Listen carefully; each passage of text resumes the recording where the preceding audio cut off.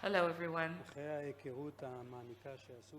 After this profound introduction that's been made between us, I'd like to use the short time I have in order to focus my own perspective on three main areas. One is the security situation of the State of Israel as of today following October 23, and I'll try to do so with a reference to the challenges of October 1973.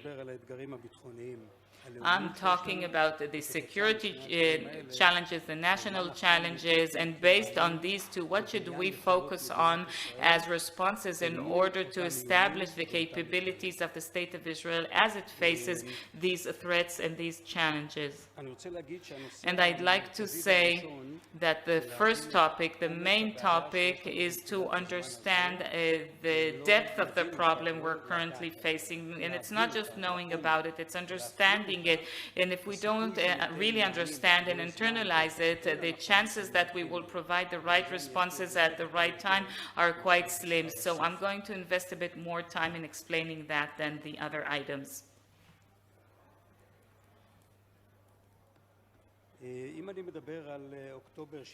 So if we're talking about October of 1973, you can see the axis of capabilities here facing the timeline, and then later I'll make the comparison to October of 2023. And the capabilities I'm talking about here are the capabilities of the State of Israel in the military sphere with respect to the enemies or challenges that we had. And this shows how prepared we are in comparison to the challenges. It means that before the surprise in 1973, we were prepared for the challenges of two armies, the Egyptian army, the Syrian army. The surprise led to this, but after 3 weeks, we managed to reach decisive victory over enemy armies, not just in the sense of deterrence, but in the sense that we were no longer facing an enemy. We achieved that after 3 weeks, and that's a very good and balanced place when we think about Israel's capabilities versus the enemy's capabilities. We did not go back to the same capabilities because we used them during the war, but the enemy was at a lower point, and that means we're on the right track, in the right place. This event ended, and the State of Israel and its neighboring countries went home to think what to do next, how they're going to progress on the security level from now on. But that's not the situation in October of 2023. In October 2023, we can see that the variety of challenges we face, it's not just Hamas, it's a pretty broad variety, and I'll show it like this. This is not in order to scare you, it's just so that you're aware of the situation so that we can provide the right responses, the right solutions. So it looks quite scary, this image, but it's not here to scare you. It's here because I want you to know the situation, and this great monster, it's not as scary. It actually has a lot of weakness points, but we can see all the proxies that it's using against us. So this is the variety of threats or challenges that we encountered, and you can see these in these green and red rectangles which describe the image I showed you earlier. The interesting point is that the characteristics of the threats that we're facing are not similar. Some of them are similar, most of them are not similar to the challenges that we faced in 1973. I'm not going to detail them. You can see it's rockets, Hamas, terror organizations, aerial defense missiles. These are not proper armies like we had in the past. And we reached October 2023 with capabilities that were a bit lower than what we were supposed to encounter, than what I think that the State of Israel should be. It means that from the outset, we started out with an insufficient response in our force design with respect to all these challenges. And then Black October came, and we were attacked by Hamas. We weren't attacked by all the challenges. Indeed, it's the same muscle, the same finger out of the greater circle. And after 8 months, even a bit longer, Without, I mean, that's the given situation. We've managed to destroy so far approximately 35 to 40% of the capabilities of the Hamas organization, and we hardly confronted them on all the rest, a little bit with Hezbollah, a bit with Iran, but mostly our main focus has been Hamas. The state of Israel, both militarily and politically, has been focused on Hamas, and we've managed to annihilate or destroy 35% of the power of Hamas. And Hamas is only 7 to 10% of all the challenges. So that's our situation right now. So, and if we understand that, then we'll know what we have to do. The time that's passed over these 8 months, it's a given. I cannot change that. But the time that it'll take us, and you can see this on the timeline, the time it will take us to reach the abilities we need with the challenges we're facing, it will take us however long it takes. You cannot rush, French fries to be ready quicker. We need to wait. And when it's ready, it's ready. But now that we understand the depth of the problem, we should also understand that wherever there's a question mark, I call it the sphere of decision. And the earlier we decide, as long as we make the right decision, it means that we'll be prepared earlier with the capabilities, with optimal preparation of the capabilities needed to face these challenges and threats. And that's the important part, and that's my main message here. One, we are at a different point, at a different place, because the characteristics of the threats are different, and the force design wasn't optimal when we think about all the threats. It should be optimal. It can be optimal as long as it won't be at the right time, but it should be as short as possible and to provide a response to all these options. I'm not talking about use of force. I'm talking about force buildup and the decision and the ability to use that force. That's the current situation. And in order to further explain, and so we'll talk about this timetable, this clock. Do you know this clock? This is in Tehran from 2015. It's not exactly a clock, but it counts the day, and in 2040 it's supposed to reach 0. And then, according to the Iranis, the state of Israel will stop existing. This is their plan. That's their clock from 2015. It's been there. I don't know how much they believed in this or didn't, but if we take the last comment from Aisi, before the plane crashed, thank God, then I think it reflects that they understand that our eradication is possible. In fact, they even may think that they can bring the timeline closer. But I think here, this may be their mistake, because their patience used to be their strength. And I actually see that the tables can be turned on them. But it's not just us in Iran in this world. You can see the correspondence every day, every week. But at least Europe, you can look at what the UK is saying. They stopped investigating World War II, and they're now preparing for World War III. So we're not alone in our needs in the world. The situation is a lot bigger than just Israel and Iran. And the problem is not just here. It's in a lot of places. But if I wasn't clear enough, I don't know if you're familiar with this. I didn't draw this. This is in a Palestinian plaza in Iran, on their buildings, in a place that used to be the building of the Israeli embassy. It's written in Hebrew. I didn't translate it for you. It's Hebrew writing is there, over there in Tehran. And it's not written for the people in Tehran. Obviously, you can't read it. It's for us in Hebrew. Because and then they wrote it in Hebrew. Just to be clear, for the Israeli public, this is a changing expo in Tehran. We have exhibitions in museums. This is their little exhibit. Now, for me, the Iranian, I have a lot of respect for the Iranian people, for their capabilities. I think they're not any lesser or inferior to anybody else's. but I don't understand the Iranian sense of humor, and I don't think that this was said in a real, trying to be funny. I don't think it was an attempt to be funny. I want you to have a sense of the scope of this problem, where we are, where we stand. And I hope I succeeded in demonstrating that.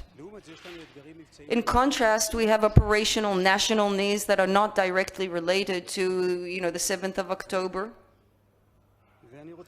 And I would like to say a little bit about those things before we can tackle what kind of possible solutions I believe Israel can apply. First of all, our naval territory, our ability to, impact us, it impacts our infrastructure, it impacts our economic capabilities, and it also impacts our ability to maintain our naval borders. The second is, of course, defending our borders, particularly generally, and also particularly against terrorist armies, such as the Hamas, and other additional militaries that are growing as we speak in Iraq, in Syria, and they'll come one day.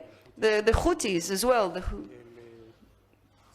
are also a potential of a threat for the state of Israel one day, and they have 150 to 300,000 people, mostly that just want to fight. They're a militia. So protecting our borders, I believe, is vital. It's the real physical ability to protect us on ground, at sea, and below ground, and in the air, to stop infiltration to the state of Israel. Finally is our fire threat on the state of Israel, the missiles. You can hear this in the news. We can see this kind of missile, that kind of missile. I'm not going to reference them specifically, just talking about the missile threat. This is a threat that we have from our closer proximity, but also from farther regions. And the importance here is not just think that it's enough to stop damage and killing in the state of Israel, but also to allow Israel as a country to maintain its normal functions and to be able to deal with future difficulties which are more accurate and longer range missiles. Next, Iran and its nuclear threat were one and the same for many years. Well, that's the wrong way to look about it. The nuclear power has to be dealt with on one level, the nuclear threat. But Iran threatens Israel, and I showed this earlier. Iran threatens Israel not only in terms of its nuclear power, but in other respects as well. And we saw that Iran is building its strength, not only its own strength domestically, but also via its proxies. But there are also other things that Iran is doing and an involvement, and I saw this to you earlier. So we need a systematic form of address to deal with Iran, just as we used to have against Jordan, Syria, and Egypt. It's true that Iran is more remote, but that doesn't mean that we don't need to protect ourselves against them. It's a bigger challenge, but we still need to deal with it. These are a range of threats, but there's, as you can see, and in addition to the land and subterranean threats, I'm not going to delve into the specifics. I think they're self-explanatory. But what I do want to show here is that after we've given you a situational assessment, after we've seen how things stand since October 23 and the difficulties and challenges that we face generally, I mean, crying about how difficult things are is not a good response. We need a work plan. I can tell you, of course, certainly from my perspective, that the state of Israel can build its capabilities in face any one of these challenges that I've listed, and it can do so on its own. We have the capabilities to deal with all of these things on the condition that it takes the right track at the right time. It doesn't mean that the state of Israel should deal with Iran alone. We need to be able to be capable of dealing with them alone. Hopefully we won't be alone, and hopefully by the time we have to face them, there'll be a coalition. Now, 1 minute about the trends and possible solutions. I'm not going to specify everything here, first of all, because we don't have time. Secondly, because this is not the right forum. But I would like to talk about the environment of how we create from all of these avenues of approach a plan that will give Israel stability and a way to deal with its enemies. First of all, I'd like to address the issue of the missile threat to Israel. You can see that this is I think that a policy of the state of Israel should be, as a sovereign state, that no missiles be allowed to enter our territories. They can only be brought here three ways. Either you have a visa, or that you have flight permits, or you have land or sea permits. In the past, when tanks threatened us, we didn't have tank battles within the territories of Israel. When there were planes against us, Air Force against us, then we attacked them in their territories and we brought them down in their territories. We didn't allow them to infiltrate our airspace. Missiles should be addressed the same. The fact that it's more difficult, it's a different challenge, doesn't mean we don't have to tackle it. In the other matters, what I'd like to say, because they're telling me that I'm almost out of time. Okay, I'm going to ignore the clock for just a moment.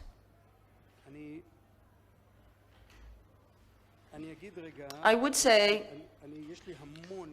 I have so much to say about all of these things, but I have to be focused on security. And I'll show that security doesn't stand alone. It's in a much broader context. But I would like to say a couple of things that appear here. The multidisciplinary approach is a matter in which 1 and 1 don't equal 2, they equal 3.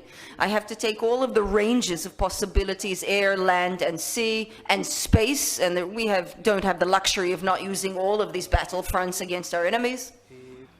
I have to take all of these elements of defense and attack, and all of the elements and our technological capabilities, collate them and to turn them into one multi-system where all of these elements that I note here don't produce 1 and 1 to 2, but rather are a force multiplier. This is not only a technological matter, but the question of bringing in a multidisciplinary approach, an interdisciplinary, interoperable approach. This is now the next issue is our preparedness for this year, whether the intensification level goes up or down. The state of Israel doesn't have the privilege only to prepare for war. You know that if you can have a certain intensification of operations between wars, you can prevent sometimes the next war, or at least delay the next war. That should be a priority.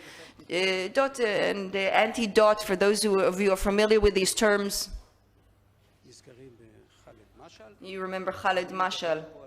But no, I'm talking about creating a competitive advantage, technological advantage, in which you ensure that your enemy cannot intercept your capabilities. So the technological means that you use, you have to see their attack and defense weaknesses and strengths, and you have to collate that into your thought. Finally is the question of contextual supremacy.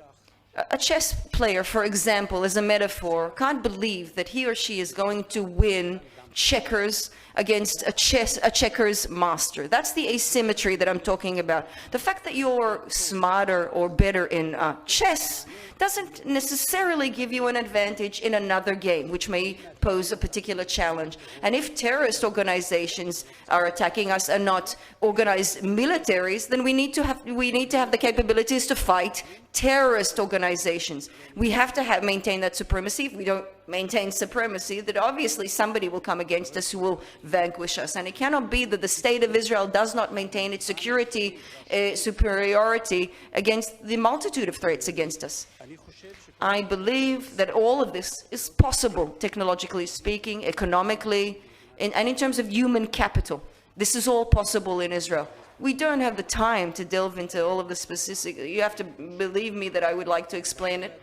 But behind all of this, there is a lot of research. This is not just a bunch of empty slogans. I'm not paying lip service to our capabilities. I believe this, and it's been researched, and there's a lot of data that supports it in order to show and demonstrate that all of this is in fact feasible. I'm going to summarize now.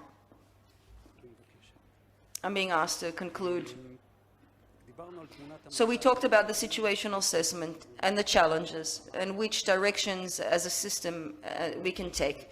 But I can't say this without mentioning the connotations that come in addition to security.